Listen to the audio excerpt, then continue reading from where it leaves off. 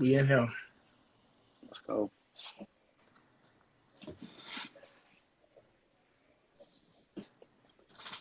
All right, all right.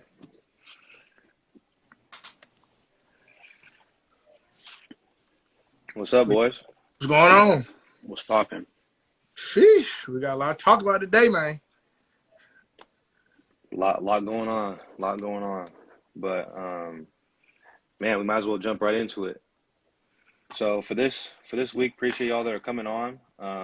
Obviously last week we talked about the transition. That was the topic, going from, kind of that youth phase of life to adulthood. We're gonna expand on that a little bit more again today, but we got to get into some things first. Obviously, a lot's gone on today already. Being February 1st, the month of January flew by, but now it's Black History Month. And in the sports world, some things went down pretty crazy a couple hours ago. Brian Flores is, for those that know, head coach of the Miami Dolphins this past season, got fired at the end.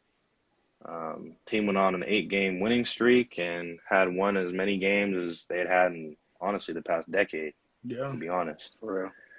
And they fired him. So I want to start off with reading a quick quote from the Washington Post. It says, as described throughout this class action complaint, the NFL remains rife with racism, particularly when it comes to the hiring and retention of black head coaches, coordinators, and general managers. The lawsuit says, over the years, the NFL and its 32-member organizations have been given every chance to do the right thing. Rules have been implemented, promises made, but nothing has changed. In fact, the racial discrimination has only been made worse by the NFL's disingenuous commitment to social equity. So I'll go ahead and pass it off to Walt to start us off, kind of get into, what you thought about today. Man, honestly, when I first heard the news, because I think they let go of them because obviously they didn't make the playoffs, so their season ended, after week 18. So I think it was a pretty early release. Like they cut them within, I think, a week of their last game. I think it was less than that, honestly. It was less than that. So like when I first saw that news, I was like, something's weird. Like because like Jaden said, like they went on a 7-8 game winning streak, and I don't know if y'all know anything about the Dolphins, but the last couple of years they haven't really been on the winning side. They got some ballers out there, but just overall with wins and losses, they fallen short on the winning side. So this was like the year you can kind of see the growth. Yeah. You can see like just a different scheme, like just it's a young team. They got potential, and a lot of guys were injured. A lot of guys were injured, but they still have fights. So this wasn't. Yeah, you could tell this was a really motivated team. Like this is a young, fresh team, and like you said, injuries, but. And then left the coach, Brian Flores. I think he was in the conversation of I would give him one of the not best, but he would be top coaches of this past season. With what he did with the organization, and they released him. And then today, we get the bomb that he's suing the big leagues, like he's suing the NFL, he's suing some teams. And I just got some allegations, it's still like it's allegations. This is what he's claiming happened. So he claims now Stephen Ross is the owner of the organization. So he's above the coach, and Brian Flores, the coach, he said that the owner offered him $100,000 for each loss. Now, you always hear about that. That's a lot of money, bro. And not only that, he said he pressured her into tampering too. So it wasn't like like in no situation that should be in professional sports, that shouldn't be allowed, obviously. But the fact that he said he followed up on it, it wasn't something that was like brought up once and you kind of like, did he really say that? Or like you had doubts. Like this was something that he brought to his attention and said, hey, no, like if you kind of throw away the season, if you do that, because they said at the end of the day, he wanted to do it for draft projections. So basically, right. The better you are, the later you'll get your draft picks. The worse you are, you'll fall up, pretty high. Right. So I guess that's what they were banking on. I don't know why they would do that. Like I said, they got a young, fresh team. Like, just even as like a competitor, why would you bank on your team being last? That's business, bro, league? too. Well, yeah, for sure. But I mean, to offer 100,000 per loss. And then I think you did the math. What was it per year? I mean, 18. No, per year it'd be like 1.8, 18 games. That's ridiculous. That's crazy. And then on top of that, he throws in Bill Belichick, a future Hall of Fame coach, you know, the coach that helped Tom Brady and all that with the New England Patriots. This man kept his receipts, y'all. This man posted screenshots from Bill Belichick. So he kept the receipts. And basically the conversation was when I don't know what year this was. Y'all can help me out with this. But basically before he was with Miami, Brian Flores, he had a coaching interview with the Giants scheduled. I want to say this was recent. It probably was recent. He wasn't head coach. He wasn't head coach, or he hasn't been head coach for a minute, so it had to be recent.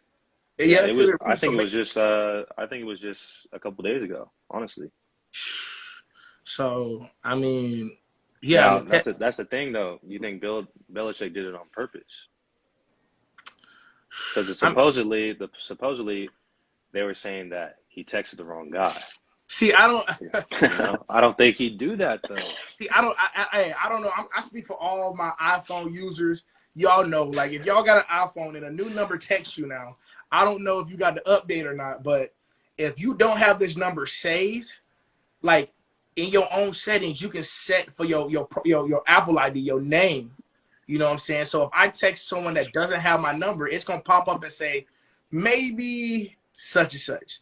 And you have the option to be like, I'm going to trust it and auto save. Like, y'all know what I'm talking about. Y'all know exactly what I'm talking about. So I know Bill Belichick, he's old school, but I know this man got an iPhone because it had the blue bubble. So it was an iPhone text. You know what I'm saying? It was an iPhone text. But when I say he did it on purpose, I think he knew all along. He knew all along that they were going to give him an opportunity. But I think the fact that he was going to accidentally like mess himself up and expose himself, I don't think that was intentional of him to be like, I'm gonna see if I can pull up the screenshots, but I don't know if it was, I think it was Brian Flores. He said, hey coach, quick question. Do you think you're talking to Brian Flores? He said, hey, like, I'm not gonna tell you who this is, but who do you think you're talking to? And then Bill said, oh, I messed this one up, like my bad, like. And I'm like, oh, got him, screenshot, and he gone for it. So, I mean, and then, like I said, the story keeps getting juicier and juicier. I mean, and then the NFL clapped back saying, you know what, we're not going to back down. And they said they're going to handle this thing, all claims, and they're going to take care of it. So that's what they say. But we're going to see. Jalen, as far as like this starting off, you know, it's kind of a coincidence, but starting off Black History Month, man, just started today. Literally first day. What are your thoughts on the whole month itself? I mean, that's a whole different conversation. I'm just, me personally, growing up, you know, February is obviously Black History Month, but as I've grown older, like I'm not sitting too well with, oh, this is our out of a year. Like, they don't really sit with me well at all. Like, what's a month gonna do? Let me get my respect the rest of the year. The shortest month of the year. The shortest Black year. History. Yeah. Like let me get the respect when I go get my job interviews. Let me get my respect. But I don't want the month. Nah, that ain't enough. I'm not gonna settle for that. That's my opinion on it. But the coincidence that it came up at the beginning of the month, I mean, we're gonna find out where it goes with the rest of it.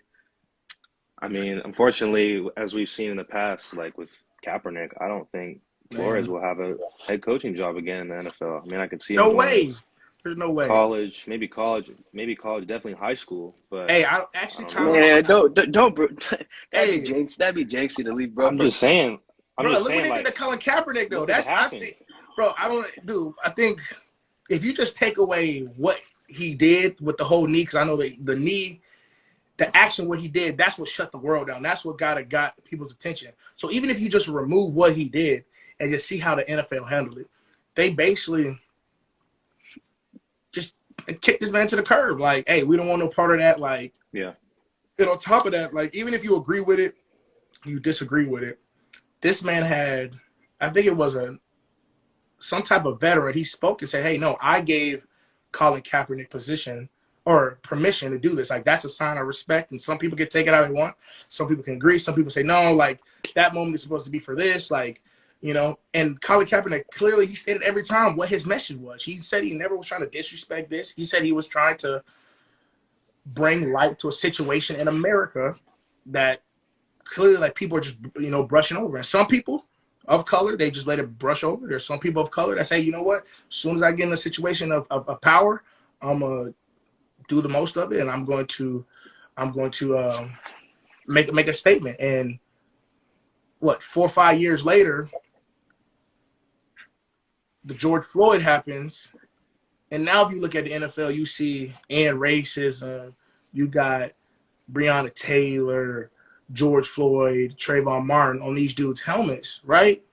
Mm-hmm. And the NFL are pushing. They're pushing for it. Like, oh, they got new departments and organizations. Like, oh, we need to hire more people of color. We need to have more diverse. Like, and the fact that you kicked this man out for just bringing light to it, but now you guys want to come back around and be like, you know what? It don't make sense, bro. That's why I think Brian Floyd, he might get another opportunity, bro. Because I think that now these players, they got their money and they got their voice now. They know now that they got their voice. Like, these top dogs, they gonna speak up now. So I feel like, and that's the key. That's really the key is we gotta, like, something's gotta come from the. Say it again. Players. He's cutting out. But hey man, it don't make sense, bro. It don't make sense. Hey Jay, what were you saying? You cut out. Jay, you hear us? Y'all got me? Yeah, you had cut out for a second. Yeah, but go ahead. What were you saying? No, it's got to come. This has got to come from the players. Like, this movement has to happen from the athletes, and we've seen in the past that. Man, who own the NFL? Who make the money in the NFL? Exactly. So, and I think we had a comment where someone had just asked to read the screenshots. I just pulled it up, so I'm gonna read it real quick. Bill Belichick started out the conversation and said to Flores, he said, "Sounded like you landed a job. Congrats." And Flores replied and said, "Did you hear something I didn't?" And he responded, "The Giants, question mark." And Flores said, "I interviewed on Thursday. I think I have a shot at it." And Belichick answered, "Got it. I hear from Buffalo and New York that you're their guy. Hope it works out if you wanted to." And Flores replied, "That's definitely what I want. Hope you're right, coach. Thank you." He then followed up, like Walt was saying earlier, and said, "Coach, are you talking to Flores or Brian DeBull, who is the offensive coordinator for the Bills this past season, who just got hired to be the Giants head coach a couple days ago?" He said, "Just making sure." Bill said, "Sorry, I effed this up. I double-checked and I misread the text. I think they're naming someone else. Sorry about that." So you're telling me in the initial part of the text message, bro brings up the Bills as a head coaching job when the OC was already on the Bills coaching? That don't make no sense, bro. That's what I'm saying. Like, wasn't on purpose. That don't make no sense. We don't know. But hey, that doesn't make sense though. Wild way to start it off, Black History Month. But I'm rocking. Hey, I'm rocking with Flores though. I mean, oh yeah. At the end of the day, like, I'm glad that he took this stand. You know what I'm saying? And I feel like, mad respect to him, because there is a chance that this man could never be a coach again, a part of this league. And he knew that. He said that. He said he knew that that's a risk, but he said he needs to make a stand and make a change in the NFL. And, you know, if you're willing to lose your bread for this, you know what I'm saying? Like, it's easy to post some, but when you really lose the way you provide for your family, the way you made yourself as a man, like, if you're willing to throw that away just for actual change, it's some thrill behind it. So you can't do nothing but support it. You know what I'm saying? And I wish him the best, and I hope that I'm excited to see what happens though, because we're gonna have to watch this one for sure. This is gonna be interesting to see how it plays out. Well, we'll definitely follow this, and hopefully we'll be able to follow up next week of how things have gone. We'll be watching it closely this week, but kind of transition to our recap of the week based off last week's podcast. Again, we talked about the transition. So kind of from that youth mentality, youth lifestyle to adulthood, what that kind of entails, the aspect of it, the ups and downs.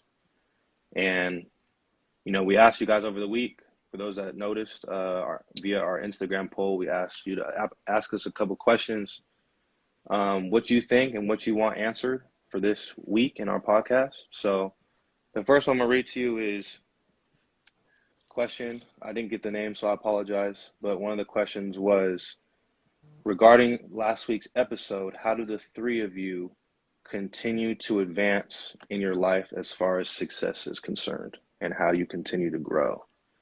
So Jay, you want to go ahead and kick us off with that? Pinpointing your flaws. That'd be one of the main things I would have to say. Because if you're not really aware of your flaws, they're going to continue. Like, let's say one of your flaws is spending money at restaurants or what the case may be, and you don't really even recognize it. You're going to continue to spend money, have money, go in places where it shouldn't be, when you could be putting that in investments. You could be putting that in something that could gain you money back. But that's basically what I would have to say. Most importantly, understand your flaws. Don't be afraid to look a little deep into where you feel things, and just to gain understanding of yourself. And then with growth, obviously, staying consistent. I like to think of like growth. I think of a tree. I think of water. You got to water it consistently. You can't just plant a seed and expect it just to grow out of just planting it. Like, you got to water it. But yeah, that's how I'm feeling on that. Yeah, I think what is pretty crucial to what you said is the tree analogy, because it goes back to doing the little things, right? It goes back to be consistent and doing something daily, whether in that process alone, just watering a tree or watering a plant, from the outside looking in, you don't see that growth. Like, you don't see someone watering it, My bad. No, go ahead. I seen a quote where it was like, the strongest part of the tree you don't even see, like it's all underground. Exactly. Yeah. You could say the same thing for an iceberg too. Yeah. Because back to the science days, but as an iceberg, like 80 to 90% of the whole thing is underneath the water. You can't see it. So it doesn't look as dangerous from the surface. Like, oh, that looks small. But there's a huge, bigger part underneath that is not seen. Yeah. And so I kind of relate that back to doing little things and doing the daily things that may not get as noticed as much. But I also think that's difficult. That's difficult. I'll be the first to admit it. That's difficult. Yeah, for sure. Because there's gonna be storms. There's gonna be things out of your control. Yeah. So just being willing to take a couple hits and get back up and stay moving with it. I got something to follow up on that. For me, I know you said, pinpoint your flaws. That's something I also take into my life too. What I'm helping, being able to say, you don't need to spend your money on that. Learn how to budget. Some people, they throw the word budget out, but do you really know how to budget? That's when you really gotta be truthful with yourself. Set a limit. But I agree with you that. But I also got something else to add that, for me, my personal experiences, it's not gonna come overnight. You know what I'm saying? And that's something that I had to realize with myself. I thought that it could just come like that. You know what I'm saying? You're gonna see more stressful days than good days. And you got to realize, just baby steps will go a long way. Some people want to take the big jump and sprint forward. Sometimes, baby steps add up. They add up, you know what I'm saying? Because if you take that risk and take that big jump, you might mess it up and you have to go back to square one. So just take it nice and easy, safe. And like we talked about last week, you also got to have that vision. You got to keep that vision in mind, because if you start to lose that vision, you kind of can stray off left a little bit. If your main goal is, okay, let me break it down for y'all so y'all can. Let me paint y'all a picture. Let's say you want to go on a trip with your friends in the summertime, right? And you need a certain amount of money, right? You need money for the flight, the cost, the fees, the food, everything. You need a certain amount of money, right? And you have a certain amount of months to get there, right? Boom, you can be like, well, I could just get the amount right now and just put it away and be broke into the trip. Or you can, you just set up. You can, that's how some people, though. That's how, That's how I used to be. Like, you know what? Like, as soon as I get this bread, I'm gonna put it all to it, and then I'm like, well, I ain't got nothing. I'm broke. Then you gotta leave a little bit enough to work with. You know what I'm saying? So you don't have to take away from that bunch just to keep your little amount. It has to be a nice balance. It has to be, you know, once you even, okay, add a little bit. But if yo it's too much, you ain't got nothing down here, you ain't got nothing to work with. You got to keep it even. So if you have a bad day, boom, like you can still recover from that. If you have a good day over here, you can, you know, drop some down, baby steps. Then once you drop some off from the top, you right back in the middle. You know what I'm saying? So you got to keep that nice balance, and you got to, you know, baby steps. But well, also that's actually a perfect transition, Walt, because the second question was very similar to what you're talking about. It says the second question from this past week's poll was, do you guys think that budgeting and learning how to save and spend money is the most crucial in your early 20s and early years of your 30s? Any age. So building off of like the foundation, where does the foundation begin? Where does it start? Does it end? Go ahead, Jalen. I was gonna say, foundation wise, I would say it has to be financially in the world we live in. It'd be different if we was in the 1700s and you have to worry about living in Seattle or living here and having to pay this amount. Like, that'd be a different story. But with the reality we live in, I would say it has to be financially.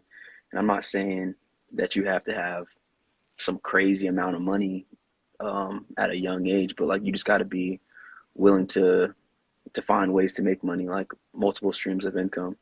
You can't just rely on your 9 to 5, because we've seen this last year. You have a 9 to 5, and let's say you're somebody that doesn't want to get vaccinated or what, and now your mainstream of money is out the cuts, and you're relying on what now? You ain't got nothing else to rely on. So like, I would just say, be a hustler. There's a million ways to make money. With the time we have, my bad. You're good. But there's never too much money. You know what I'm saying? There's never too much money. And people always say, what's that quote? Money's happy. It's something like that. It's like money makes you happy or something like this. Money buys happiness or whatever. Money buys happiness. I gotta disagree with that, bro. Hey, I disagree. Money don't buy happiness. You know, money buys that freedom we talked about, and with that freedom, you can be happy. You know what I'm saying? That's where it comes to. So I don't think it's just that quote itself is. You know, you just got to break it down a little bit, like, you know, because it's just so both money buys happiness. Like, you can have the nicest house and the fastest car, but if you know, laying in an empty bed in an empty house, it's cold at night. You know what I'm saying? Like, you know, like, but everyone's different. I'm saying, I think one thing for me is being able to save money. Money doesn't buy happiness. That's what it is. Yeah, we got it messed up. So thank you. No, I think that for me, like, learning to save and budget with the money that you do make. I think a lot of the times, like, us as a society, we think, oh, I don't make X amount. I don't make this amount of money. I don't make 6 figures. And if you don't, that's fine. Like, someone that makes 6 figures compared to someone that makes 40,000 a year, you can be smarter with your money making the 40,000 instead of the one that's making the 6 figures. So it's really not about the amount. It's about the mentality and how you use the money that has been given to you and saving that and being responsible of that, being a good steward of your money. Something I've learned even growing up in the church, just being responsible with that, because ultimately that is a responsibility that, you know, just believing in the Lord, like, that's a responsibility that God has given us to manage your money and manage it responsibly. So I think that's definitely a crucial aspect of early 20s, 30s, 40s, whatever it may be, just being responsible and being smart about it. Because as Jalen said, like, income is not promised. It's something that you gotta really plan out and have multiple streams and not be so reliant on one job, you know, even just a 9 to 5. Another question that we got as we start to kind of wrap things up here. Again, feel free in the comments to ask any last minute questions if you have any. But this question, it kind of goes back to our topic, adulthood. The question was, what are some ways that me as an individual, being young and still in high school, how can I impact the people around me right now, even though I'm not set in a career, to continue growing and being a good person and doing the right things? That's a tight question. That is a great question. So how do you do those little things? How do you make yourself out there in a way that, you know, you're making an impact, but at the same time, you're still enjoying your youth? Is kind of the gist of the question. That's a good question. That's I know for myself, one thing that I know for sure is being young and being responsible and being mature. Like, it's not glorified. For sure, it's not something that is looked highly upon all the time. It's not popular, I should say. But you got to choose a path that's right for you, because at the end of the day, you're only responsible for not only the mistakes that you make, but the things that you just do in your everyday life, how you think, what your worldview is, how you view other people, how you respond to other people. Those are all reflections, as we talked from the very first episode, how you handle your emotions. So I think that the best ways to impact other peers and other people that are around you in your community is just honestly being a good example. Exactly. Some people will follow you, some people will go on your path, and some people will hate you for it. But if you can learn at a young age to not care what other people think and go about your business, you're going to be that more successful. You'll be pushing P at that point. You'll be pushing P at that point. It's tough, though. You know what I'm saying? It's tough. But like Jaden said, you got to just set a good example, you know, for your peers. You know, it's okay to be the one that says no, or, hey, man, let's not do that. You know what I'm saying? Because at first, with kids nowadays, they're going to point fingers. They're going to say, oh, you're the weirdo and all that stuff. But you got to block that out. You know, you got to stand 10 toes. Like I kept saying that. I don't know if it was the last podcast or the first one, but you got to stay 10 toes. You got to never fold. You know, you got to stand tall and set a good example for your peers and people in your community. And then you'll grow and you'll have that reputation. And next thing you know, like, you know, you already got that. You may not even know the exact day it hits, but people going to have that perception, like, oh, that good. Because people going to have all type of perceptions about you. They can say, oh, this guy is this, but just by your actions, they're like, hey, man, this guy, he says that, but at the end of the day, I know he's going to come through and he's going to take care of what he needs to. So, yeah. Jalen, how would you say that you handle a situation where you do make a mistake? How do you rebound? You got to own up to it. I mean, the first thing is recognizing it. If you're making mistakes and you're scared to say you made a mistake, and that's the first problem. I would definitely say to recognize it, own up to it. That's basically the simplest way and the most helpful way, I would say. But back to the question that someone asked, I would say it's important to, especially now with your daily interactions, like you're in high school. I say treat everybody, you know, the same way you would treat your homeboy. Like if you see somebody, hold the door open for them, just small things, because you really never know what somebody, especially in high school, what somebody's going through. That's one thing I look back and briefly remember times where I could have done things better. But yeah, just think of your daily interactions as opportunities you can spread light onto somebody else. Back to the plant thing. Like plants need light, so if you have opportunity to shine on somebody and say something, like you said, a thought or a conversation that could spark something within somebody else, I think that's cold, and it goes a long way, and you'll never even know that you did something for somebody. But that's back to the small things as well. Or it may come back, you know, years later. Yeah, I've been blessed to see that a couple of times in my life where, you know, you say something or you do something for someone, maybe it was 5 years ago, and they don't come back till 5 years later. And they tell you, hey, what you did back then, like, that meant a lot. Like stuff like that. That's fruitful things that, you know, it goes beyond just everyday life. Like just those little things is what really is what builds your character and kind of reassures you in the right way. One quote I really love, and I just pulled this up, that I remember reading when I think I was around 15, 16. It said you should treat the janitor like you would treat a CEO. Yeah, that's always stuck with me.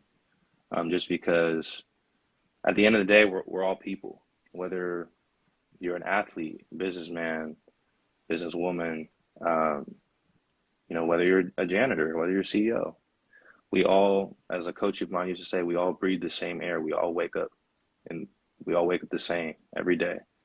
So learning how to treat people with respect and kindness and, you know, see people for who they are, not what their status is or their position in life, I think is something that will carry you a far way. Yeah. But those are all the questions that we have for this week. Regarding this week, guys, this is kind of going to be the format moving forward. For now, we're going to have a big episode, a big topic, and then the next week we'll kind of debrief, talk about the recap, a couple Q&A questions, what's going on in the world like we did earlier today with Brian Flores. But for next week, we're going to drop our topic, our conversation that's going to come up, and we'll probably drop that on Thursday or Friday. Send out another reminder either Monday or Sunday next week, or this coming week, excuse me. But for today, that's all we got for y'all. Appreciate everyone that joined today and contributed to the conversation. And we look forward to seeing y'all next week. For sure. Let's go. We out here.